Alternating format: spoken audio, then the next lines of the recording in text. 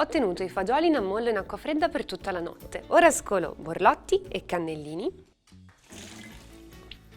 Li metto in una pentola capiente con acqua fredda e dal primo bollore faccio cuocere per circa un'ora.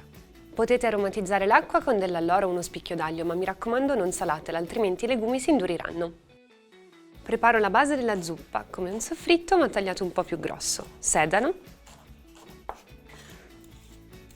carota e cipolla.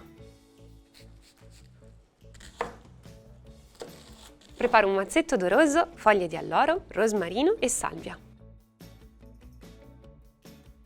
Ora in una capiente casseruola con un bel giro d'olio faccio soffriggere per prima la cipolla, poi unisco sedano, carota e faccio andare ancora un paio di minuti.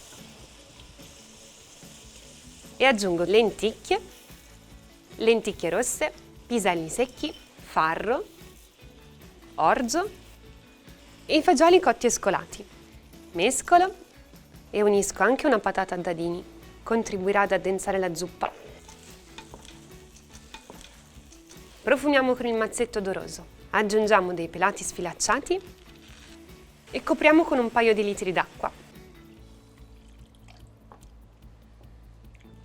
Copro con il coperchio e dalla presa del bollore lascio cuocere per circa 40 minuti. Durante la cottura probabilmente sarà necessario aggiungere altra acqua, ma mi raccomando di farlo poco per volta in modo da regolare la consistenza finale.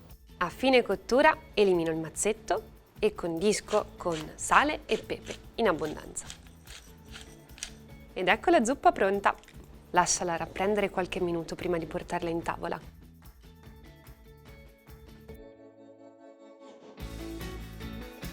Ed eccolo qui, il comfort food dell'inverno. Buon appetito!